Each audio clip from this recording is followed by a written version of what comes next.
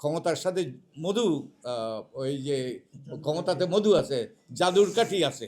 তো এই আমাদের রাজনীতিবিদদের কাছ থেকে আমরা আমরা জানতে চাই তারা এই ক্ষমতার যাওয়ার মাধ্যমে যে অর্থবিত্তের মালিক হওয়ার যে সুযোগ, রাজনীতির ব্যবসায়ীকরণ, ব্যবসায়ের রাজনীতিকরণ, এটার কিভাবে অবসান ঘটাবে, এবারে আমরা সুস্পষ্ট অঙ্গীকার দেখতে চাই। এখন আপনাদের দায়িত্ব আমাদের গণমাধ্যমের এই যে সমাজের দর্পণ হিসাবে আমরা একটা সুযোগ করে দিয়েছি, আপনারা এগুলো তুলে ধরেন। আমরা ওই তথ্যগুলো সংগ্রহ করেছি এবং আমরা প্রতিবারের মতো এবারও আমরা এগুলো প্রসেস করব। আমরা অনুযায়ী প্রতিটা এই যে নির্বাচনী এলাকা অনুযায়ী আমরা কম্পারেটিভ স্টেটমেন্ট, তুলনামূলক চিত্র তৈরি করে আপনাদের সামনে তুলে ধরবো। আমরা অনেকগুলো মুখোমুখি অনুষ্ঠান করব, ভোটাররা যাতে প্রার্থীদের প্রশ্ন করতে পারে। তা আমরা আমাদের কার্যক্রম পরিচালনা করব। কিন্তু এটা এই যে কি সাংবাদিকতা বলে, কি ওই অনুসন্ধানী সাংবাদিকতা, আপনাদের এখন অনুসন্ধানী সাংবাদিকতা করার সুযোগ সৃষ্টি হয়েছে। তো আমি আশা করি আপনারা সেই কাজটা করবেন, আমরা আপনাদেরকে সহায়তা করতে প্রস্তুত। নির্বাচন কমিশন সরকার প্রচার প্রচারণা চালাবে আরও, আমরা আশা করি। কিন্তু নির্বাচন কমিশন কোনো অবস্থান নিতে পারবে না। নির্বাচন কমিশন যাতে নির্বাচনটা সুষ্ঠু হয়, নিরপেক্ষ হয়, মানুষ তাদের নির্বিঘ্নে ভোটাধিকার প্রয়োগ করতে পারে, সেই কাজটা করলেই সেই কাজটাই তাদের কাছে কাঙ্ক্ষিত। আমি আশা করি তারা সেটা করবে।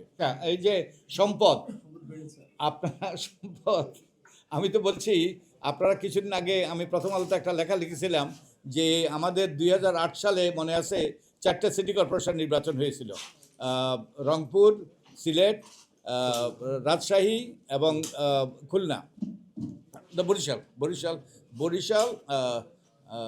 খুলনা, রাজশাহী এবং সিলেট, রংপুর না। তো এই 4টে সিটি কর্পোরেশনে যারা মেয়র নির্বাচিত হয়েছিলেন 2008 সালে, তারাই আবার প্রতিদ্বন্দ্বিতা করেছিলেন 2013 সালে, এবং যারা পরাজিত হয়েছিলেন তারাই আবার প্রতিদ্বন্দ্বিতা করেছিলেন সেই 2013 সালে। তো আমরা দেখিয়েছি যে এই 5 বছরে, তখন কিন্তু ভালো দিন ছিল, এখনকার মতো এত খারাপ অবস্থা নয়। তখনকার ভালো দিনেই যারা নির্বাচিত মেয়র ছিলেন তাদের আয় এবং তাদের নির্ভরশীলদের আয় আকাশচুম্বী হয়েছিল। আর যারা পরাজিত ছিলেন 5 বছরে তাদের আয় কারো কারো কমেছে। তো আমরা শুধু তাই নয়, গত 24-এর নির্বাচনের আগে আমরা আওয়ামী লীগের সব প্রার্থীদের চূড়ান্ত প্রার্থী নয়, সব প্রার্থীদের গড় আয় এবং তাদের নির্ভরশীলদের গড় আয় কী হয়েছে আমরা সেই তথ্য তুলে ধরেছিলাম। আপনাদের হয়তো মনে আছে, আমরা দেখিয়েছিলাম যে 2008 সালে গড়ে বিএনপির প্রার্থীদের থেকে আওয়ামী লীগের প্রার্থীদের গড় আয় কম ছিল 2008 সালে, কারণ এর আগে বিএনপি ক্ষমতায় ছিল। তারপরে 2008 সাল থেকে 2024 সালে আওয়ামী লীগের প্রার্থীদের গড় আয় আকাশচুম্বী হয়েছে। আর বিএনপি তো শুধু দুটো নির্বাচনে অংশগ্রহণ করেছে, 2008 সালে এবং 2018 সালে।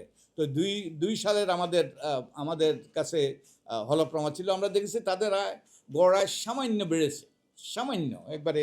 আমরা এগুলো আবার তুলে ধরবো।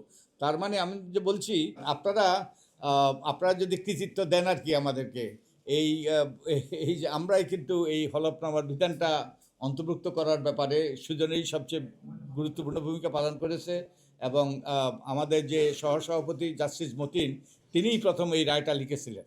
তো আমরা এর উদ্দেশ্যটা কি? এর উদ্দেশ্য হলো জনগণ ক্ষমতায়িত হবে, তথ্যের ভিত্তিতে ক্ষমতায়িত হবে।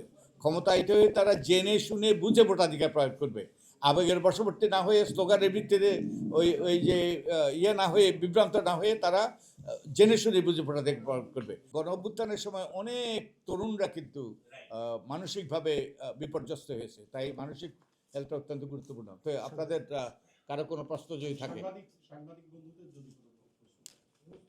হার পক্ষে না নার পক্ষে, ওটা তারা সুস্পষ্ট করুক। না, আমরা বলি, তুমি আমাদের সুস্পষ্ট লেখা আছে। আমরা চাই যে রাজনৈতিক দলগুলো ওই কি বলে অস্পষ্টতা না দূর করে তারা সুস্পষ্ট অবস্থান নেই, তারা হার পক্ষে না নার পক্ষে। ওকে, আর কোনো প্রশ্ন আছে কিনা? হ্যাঁ,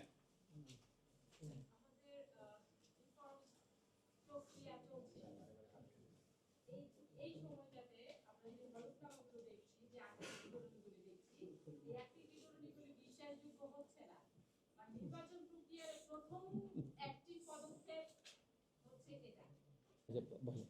আপনার ওটা দরকার আপনার কিছু তো সেই প্রশ্ন এখন জনগণ এই প্রশ্নের উত্তর দেবে। আমরা যেটা যে সরকার যাদেরকে নিষিদ্ধ করেছে তারা অংশগ্রহণ করতে পারবে না, সেটাই বাস্তবতা। আজকে আমরা নির্বাচনী ইশতেহার নিয়ে কথা বলছি, তো এই নিয়ে কারো যদি আর কোনো প্রশ্ন থাকে। হ্যাঁ, মানে জার্নালিস্ট বন্ধু যে প্রশ্ন করেছেন আমার একটা ভিউ আইন ক্ষমতাটা একটু বেড়ে যায় আর সবচেয়ে বেশি হয়, যেহেতু আপনি আওয়ামী লীগ আর বিএনপির একটা উদাহরণ দিয়েছেন, এটা যদি আরেকটু খোলাসা করে বলেন। এটা আজকের বিষয় না।